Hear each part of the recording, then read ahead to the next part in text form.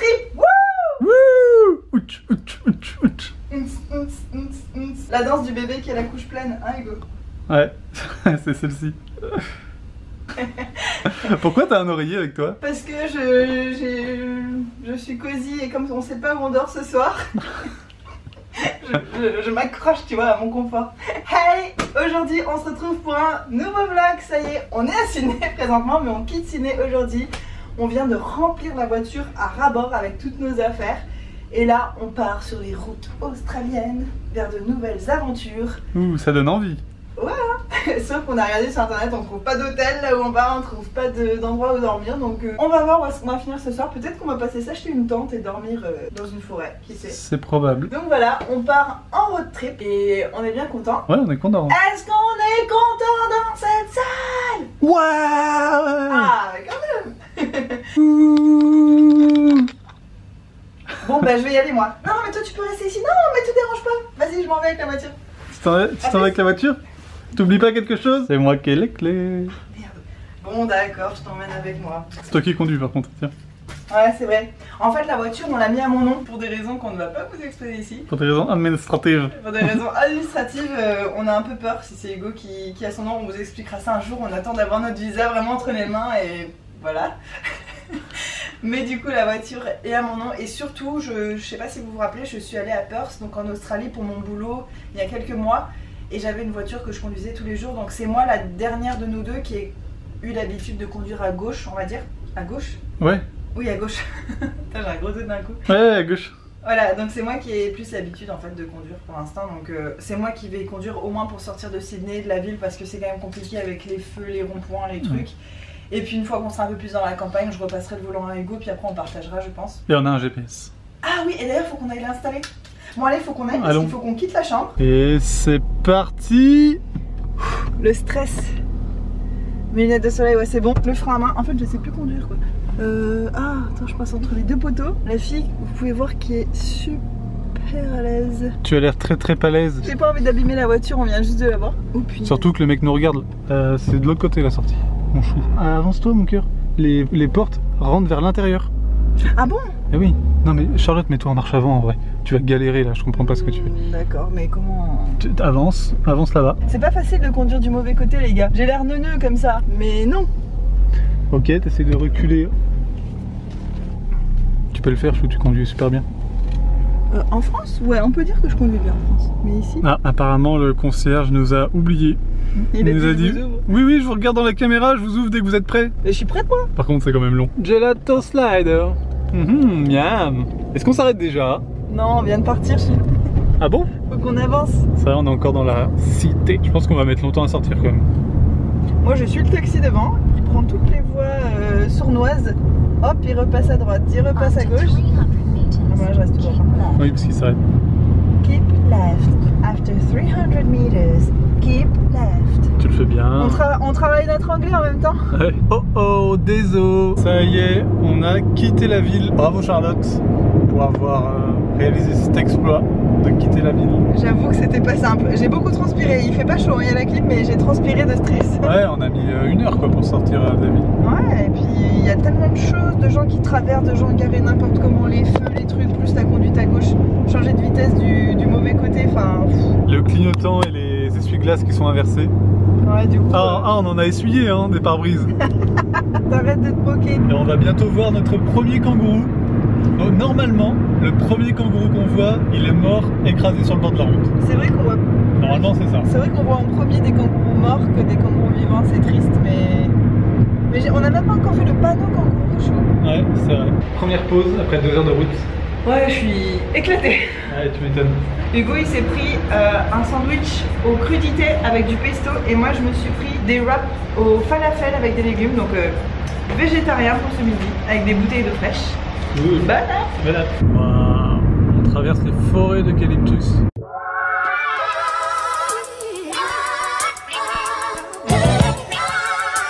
C'est la tempête quoi, ça fait hyper peur. Oh, notre chaise elle est renversée sur la terrasse, chou. Oh merde, je sors pas. Tant pis. Une tortue. Tu sais, comme on est en Australie, si ça se trouve, c'est une tortue qui va te mordre, qui va te mettre du venin, tu vas mourir en 1 heure. C'est possible, hein? Ouais, ou alors c'est une tortue qui lance une malédiction à tous ceux qui les filment. Ah merde. Bon, que penses-tu de cette ville, Hugo, pour l'instant? Ouais, non, mais ça change. Non, ça change. Bref. Voilà. Bon, Hugo fait une petite traction. Waouh, quel homme! Vas-y, moi j'essaye, tiens. Vas-y, Charlotte. Ah, mais c'est facile en fait. Waouh, mais qu'est-ce qu'elle est costaude. Ah non. Quoi? Ouais, elle fait des belles flexions. Tu m'as pas dit de quelle hauteur fallait que je fasse? Tu dois avoir des cuisses solides. Alors.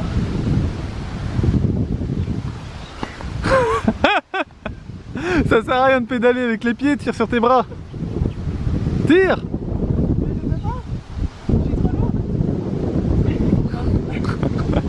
Ça c'est un gros scotch. Pourquoi? C'est bizarre de pas arriver à faire une seule traction. Mais Hugo, mais il y a plein de gens qui n'arrivent pas à faire une traction. Eh, dites-moi dans les commentaires si vous arrivez à en faire. Mais Hugo, mais toi t'es fou toi. Tu crois que tout le monde sait faire ça?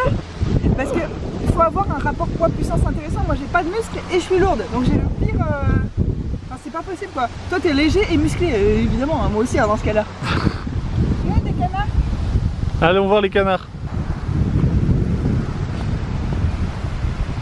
C'est beau quand même, c'est chouette hein. Ouais non mais c'est beau mais pas au point des villes si. Ah je sais pas. Je sais même pas si on l'a dit clairement mais on est dans la ville de Goulburn qui est une ville avec un intérêt proche de zéro. C'est vrai. C'est vrai. C'est vrai. En fait, ouais bah toi t'étais déjà venu. C'est drôle parce que c'était le...